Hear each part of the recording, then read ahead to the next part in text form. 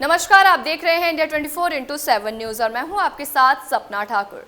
आइए रुक करते हैं आज की खास और बड़ी खबर की ओर। नोएडा प्राधिकरण के 200 करोड़ रुपए की फिक्स्ड डिपॉजिट एफडी के नाम पर 3.90 करोड़ रुपए अन्य खातों में ट्रांसफर कर निकालने वाले मन्नू भोला को गिरफ्तार कर लिया गया। मन्नू पर 25,000 रुपए का इनाम भी घोषित था। उसके साथ त्रिदिव दास को भी पुलिस ने दिल्ली के करीब कबीर पैलेस होटल से पकड़ा है। ये दोनों हवाला दे के जरिए कैश में पैसे निकाल चुके थे। 4 जुलाई 2023 को मनोज कुमार ने सेक्टर 58 थाने में शिकायत दर्ज कराई थी।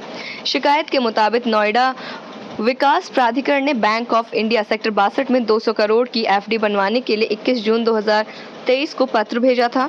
बैंक ने 26 जून को 100 करोड़ की 2 एफडी की मूल प्रति प्राधिकरण को भेजी। जब 3 जुलाई को प्राधिकरण ने एफडी की पुष्टि के लिए बैंक से संपर्क किया तो पता चला कि एफडी कभी बनाई ही नहीं गई थी, बल्कि 30 जून को 3.90 करोड़ रुपए किसी अन्य खाते में ट्रांसफर कर दिए गए थे और इसी के साथ 9 करोड़ रुपए अन्य ट्रांसफर करने का प्रयास किया गया था। बैंक ने समय रहते ट्रांजैक्शन को फ्रीज कर दिया।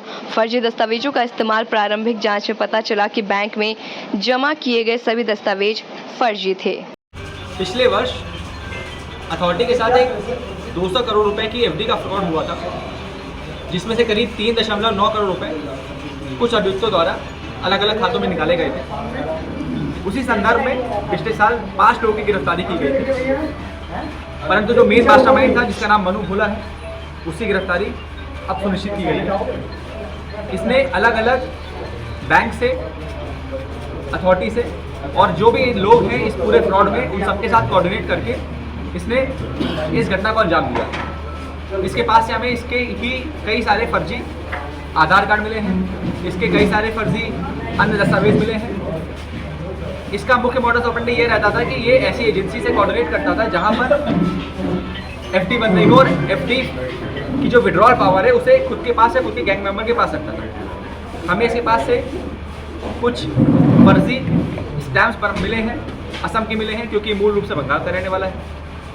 कुछ अन्य सरकारी विभागों का जहां पे एफडी बनती है उसकी भी हमको इसके द्वारा कुछ फर्जी दस्तावेज मिले हैं जिसके द्वारा ये फ्रॉड करता है। किस संस्थान ये अलग अलग आइडेंटिटी के साथ होटलों में और जगह जाता था, वहाँ पे रुकता था ताकि इसकी आइडेंटिटी ना मिल पाए। ये पहले मर्चेंट नेवी में भी रहा है और इसके जितने भी दस्तावेज हमको मिले हैं, हम उन सभी एजेंसी को इन फर्जी दस्तावेजों के बारे में सूचित भी कर रहे हैं ताकि इस तरह के फ्रॉड से वो लोग भी बच पाएँ। सर, कितने अकाउंट फ्रीज हुए और कितनी रिकवरी हुई है? इसके पास से हमें पहले इसमें रिकवरी ऑलरेडी हो चुकी थी।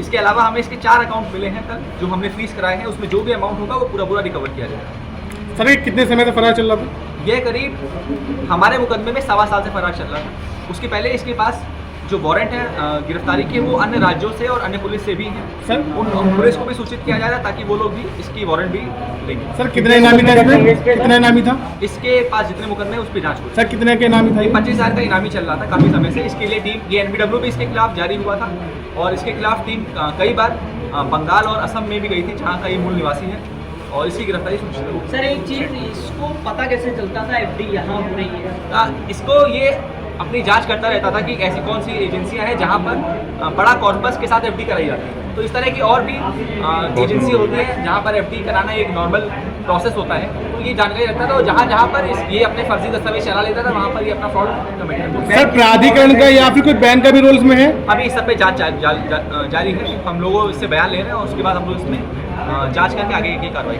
करेंगे। ऐसी तमाम बड़ी खबरों के लिए देखते रहे इंडिया 24/7 न्यूज।